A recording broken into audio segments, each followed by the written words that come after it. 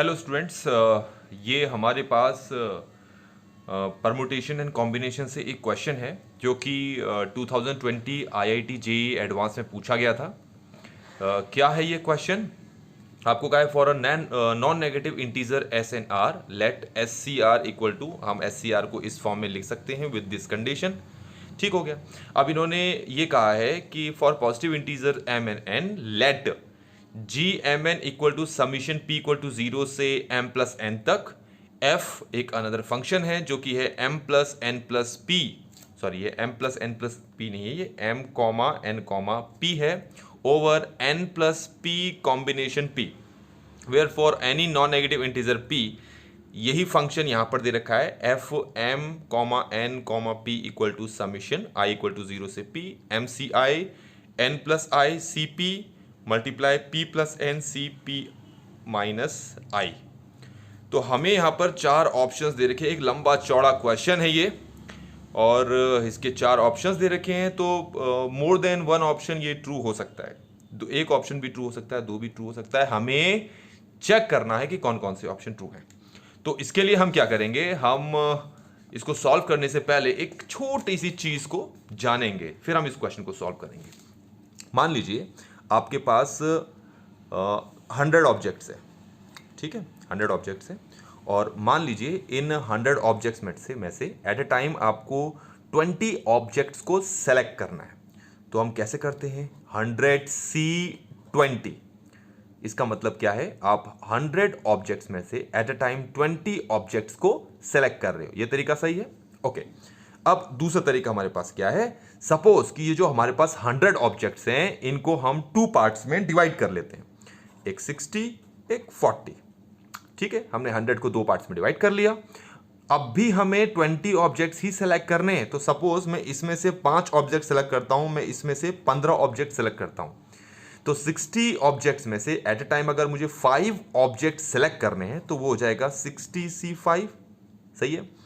और 40 ऑब्जेक्ट्स में से एट ए टाइम अगर मुझे 15 ऑब्जेक्ट सेलेक्ट करने हैं तो ये हो जाएगा 40C15। यहां तक क्लियर हो गया होगा? तो क्या चीज आपको यहां पर समझनी है, वो जो चीज आपको यहां पर समझनी है वो ये है कि अगर मैं इन दोनों को मल्टीप्लाई करूं तो वो इक्वल आएगा 100C20। ये चीज ध्यान में रखें आप। मतलब ये 60 है, ये 40 है, तो इन दोनों का सम ऊपर लिखा जाएगा, और 5 है 15 है, इन दोनों का सम यहां पर लिखा जाएगा। ये एक हमारे पास रिलेशन है जो यहां पर हम यूज करने वाले हैं। ये चीज आप ध्यान में रखें। चलिए अब हम स्टार्ट करते हैं अपना क्वेश्चन। तो क्वेश्चन में हमें जनरली 2 फंक्शन दे रखे हैं, एक देखा GMN और एक दे रखा है FMNP। तो सबसे पहले हमें, क्योंकि जो भी हमारे पास 4 ऑप्शंस दे रखे हैं ना वो GMN से के बेसिस पे हैं, तो सबसे पहले हम क्या करते हैं, हमारे पास जो दूसरा फंक्शन दे रखा है FMNP, इसको सॉल्व करते हैं पहले। ठीक है, तो FMNP हमारे पास क्या है, मैं लिख लेता हूं यहां पर एक बार। ये हमारे पास है FMNP, ये है समीशन I इक्वल टू 0 से P m c i multiply n plus i c P multiply p plus N C p minus i. ठीक हो गया। तो हमें इस पूरे का समीशन निकालना है, लेकिन समीशन निकालने से पहले हम इन तीनों को सिंप्लीफाई कर लेते हैं एक बार। तो ये क्या लिखा है, एम सी आई लिखा है ना, इसको हम लिख सकते हैं m factorial over m minus i multiply i factorial, ये भी फैक्टोरियल है, मल्टीप्लाई। अब इसकी बारी, क्या लिखा है ये हो जाएगा n प्लस आई का फैक्टोरियल ओवर n प्लस आई माइनस पी का फैक्टोरियल मल्टीप्लाई p का फैक्टोरियल। ठीक है, मल्टीप्लाई, इसको भी सॉल्व कर लेते हैं। ये हो जाएगा p प्लस n का फैक्टोरियल ओवर p माइनस आई का फैक्टोरियल मल्टीप्लाई, ये हो जाएगा n प्लस आई का फैक्टोरियल। मेरे हिसाब से यहां तक आपको चीजें समझ में आ गई होंगी। अब हम क्या करेंगे, जो चीज कैंसिल आउट हो रही है उसको कैंसिल आउट कर लेते हैं एक बार में। ये चीज तो कैंसिल हो रही है। अब हम क्या करते हैं, देखो हमने ये जो पोर्शन है, ये पोर्शन हमें MCI से मिला था, है, इसको वापस हम उसी फॉर्म में लिख लेते हैं MCI। ठीक हो गया, यहां तक ठीक समझ में आ गया होगा। ये देखिए, ये लिखा है p प्लस एन फैक्टोरियल, ठीक हो गया, ये p प्लस एन फैक्टोरियल लिखा है, मैं इसको यहाँ पर एक बार लिखता हूँ, p प्लस एन फैक्टोरियल, ठीक। नीचे हमारे पास ये क्या है, p फैक्टोरियल। अगर मैं तुमसे कहूँ कि मुझे n फैक्टोरियल मिल जाए और ऊपर भी मैं n फैक्टोरियल से मल्टीप्लाई कर दूँ, तो ये मेरे पास बन जाएगा p plus N C P. अभी मैं लिख के दिखाऊंगा आपको। तो मैंने मतलब n से डिवाइड और n से मल्टीप्लाई कर दिया, और बाकी हमारे पास क्या क्या चीज़ें बच गई हैं ज़रा वो देखें एक बार। हमारे पास ऊपर p प्लस एन बच गया था, वो मैंने लिख दिया है, n फैक्टोरियल आ गया है, और नीचे हमारे पास बचा है, एक तो ये बचा है n प्लस आई माइनस पी का फैक्टोरियल। p फैक्टोरियल, अपने p फैक्टोरियल तो वहाँ लिख चुका हूँ, तो शायद p माइनस आई फैक्टोरियल बचा। यहाँ तक समझ में आ गया होगा आपको। इसको एज इट इज़ मैंने कॉपी कर रखा है, MCI। ये जो मेरे पास फॉर्मूला है ये बचा p plus N C P. यहाँ तक क्लियर हो गया होगा। आप इसको p plus N C N भी लिख सकते हैं, बात एक ही है। अच्छा, ये जो आपके पास चीज़ दिखाई दे रही है, ये जो टर्म दिखाई दे रही है, इसको मैं लिख सकता हूँ एन सी पी माइनस आई। क्यों लिख सकता हूँ भाई? आप इसको सॉल्व करो तो वापस आपके पास यही चीज़ आएगी। आप करके देखेंगे एक बार। यहाँ तक समझ में आ गया होगा आपको। अच्छा, आपने ये देखा कि स्टार्टिंग में समीशन लिखा हुआ था, लेकिन जब मैं सॉल्व कर रहा था मैं समीशन नहीं लगा रहा था, पर समीशन लगाना ज़रूरी था। पर क्योंकि थोड़ा सा लेंथी है इसलिए मैंने नहीं लगाया, लेकिन अब लगाने की ज़रूरत पड़ेगी। तो ये समीशन था हमारे पास। अब समीशन में हमारी वैल्यू जो थी वो i इक्वल टू 0 से p तक चल रहा था, मतलब i यहाँ पर वेरी कर रहा था, लेकिन बाकी चीज़ें क्या थी? बाकी चीज़ें कांस्टेंट थी। अब ये देखो इसमें i है ही नहीं, तो इसका क्या करेंगे भाई? तो इसको समीशन से हम बाहर रखेंगे। तो मैं इसको समीशन से बाहर रखता हूँ, p plus N C P रख दिया बाहर, और अब मैं लगाता हूँ समीशन i इक्वल टू 0 से p, और ये है m c i multiply n C p minus i. मेरे ख्याल से यहाँ तक आपको समझ में आ गया होगा। अच्छा, इसको मैं फिर से कॉपी कर देता हूँ, M P plus N C P multiply summation I equal to 0 से p। यहाँ तक समझ में आ गया होगा आपको।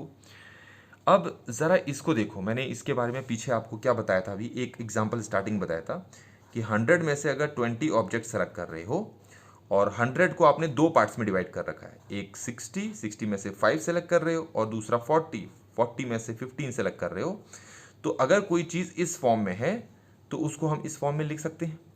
इसका मतलब 60 प्लस 40 हो गया 100, 15 प्लस 5 हो गया 20। तो यहाँ पर भी वही करेंगे। MCI का मतलब है m ऑब्जेक्ट में से एट ए टाइम आप i ऑब्जेक्ट सेलेक्ट कर रहे हो, n ऑब्जेक्ट्स में से आप p minus I object select कर रहे हो। तो इसको हम कैसे लिख सकते हैं? इसको लिख सकते हैं हम m plus N C P. यहाँ तक समझ में आ गया होगा आपको। अब आप देख सकते हो इसमें i पूरी तरह से खत्म हो चुका है, तो अब हमें समीशन की ज़रूरत नहीं है। तो इसका मतलब जैसे ही आप ये स्टेप सॉल्व कर लेते हो तो उसके बाद समीशन आप लगाओगे ही नहीं। तो हमारे पास यहाँ पर ये चीज़ आ गई, p plus N C P multiply m plus N C P. I think यहाँ तक का स्टेप आपको क्लियर हो गया होगा। चलिए अब आगे बढ़ते हैं। हमारा जो क्वेश्चन था, ज़रा उस क्वेश्चन पे आते हैं। हमने ये वाला हिस्सा तो सॉल्व कर लिया है, अब इस वाले हिस्से की बारी है। GMN कहते हैं इस वाले हिस्से को। तो मैंने लिखा GMN इक्वल टू, ये था समीशन, लेकिन समीशन में वेरी कौन कर रहा था? p इक्वल टू 0 से m प्लस एन तक। फिर से बोलता हूँ, p इक्वल टू 0 से m प्लस एन तक, और ऊपर था आपके पास function of m comma n comma p, जिसकी वैल्यू मैं ये निकाल चुका हूँ। तो लिखूँ इसको, तो p plus N C P multiply m plus N C P, और डिवाइड में किसको लिखूंगा? मैं डिवाइड में लिखूंगा n plus P C P, n plus P C P. यहाँ तक क्लियर हो गया होगा। आई थिंक यही चीज़ लिखी है हमने, ठीक है। अब इसको सॉल्व करते हैं। इसको ओपन करेंगे तो p प्लस एन का factorial over p factorial n factorial. इसको लिखेंगे m प्लस एन का फैक्टोरियल ओवर p फैक्टोरियल और m plus N minus p का फैक्टोरियल। यहाँ तक समझ में आ गया होगा आपको। और नीचे क्या होगा? n प्लस p का फैक्टोरियल, ये हो जाएगा n plus P C P, यही है n plus P C P, ठीक है। तो ये हो जाएगा n प्लस n का फैक्टोरियल p का फैक्टोरियल। आई थिंक आपको समझ में आ गया होगा, यहाँ तक समझ में आ गया होगा। तो आप देख सकते हो कि ये वाली टर्म तो आपकी वैसे ही कैंसिल आउट होगी तो खोलने की ज़रूरत ही नहीं थी, मैं तो फिर भी खोल दिया, तो इसको यहीं कैंसिल आउट कर देते, इसको तो ओपन करने की ज़रूरत ही नहीं थी। चलिए ये देखते हैं हमारे पास कि हमारे पास सिर्फ ये वाली टर्म बच गई है, सिर्फ ये वाली। ठीक हो गया, तो बस हम अपने आंसर तक पहुंच गए। GMN आ गया हमारा समीशन P इक्वल टू 0 से M+N तक, और हमारे पास यहाँ क्या है M+N CP। आई थिंक यहाँ तक आपको समझ में आ गया होगा। अगर आपको पसंद आ रही है वीडियो तो लाइक ज़रूर करें, और चैनल को सब्सक्राइब नहीं किया तो प्लीज़ चैनल को सब्सक्राइब ज़रूर करें। अच्छा आगे देखते हैं, अब हम क्या करते हैं, P की वैल्यू पुट करते हैं 0 से M+N तक। तो हमारे पास ये सीक्वेंस बन जाएगा M+N C0, फिर P की वैल्यू 1 पुट करोगे तो क्या होगा M+N C1, 2 पुट करोगे तो M+N C2, इस तरीके से करते जाओगे तो हमारे पास आएगा M+N C M+N। यहाँ तक समझ में आ गया होगा। इन सब का जो समीशन होता है ना वो 2 की पावर M+N होगा। अब आप सोचोगे ये कैसे आएगा, सिंपल है, मैं 1 मिनट लगेगा इसको समझाने में। सिंपल, आप ये देखो हमारे पास ये क्या है x+y की पावर M+N है। मैं इसका एक्सपेंशन खोलता हूँ, बाइनोमियल एक्सपेंशन। तो बाइनोमियल एक्सपेंशन खोला तो ये होगा M+N C की पावर 0, x की पावर 0 और y की पावर M+N। ऐसे ही एक्सपेंशन खोलो, या आप कर सकते हो, और फिर क्या करो x की जगह 1 और y की जगह 1 पुट कर दो, तो आपको ये बिल्कुल यही आपको सीक्वेंस यहाँ पर मिलेगी जो कि 2 की पावर M+N के बराबर होगा। तो फाइनली हमारे पास जो आंसर आया, हमारा जो आंसर आया वो क्या आया है, हमारा आंसर आया है कि GMN इक्वल होता है 2 की पावर M+N। क्लियर हो गया होगा। चलिए अब आते हैं अपने ऑप्शंस पे।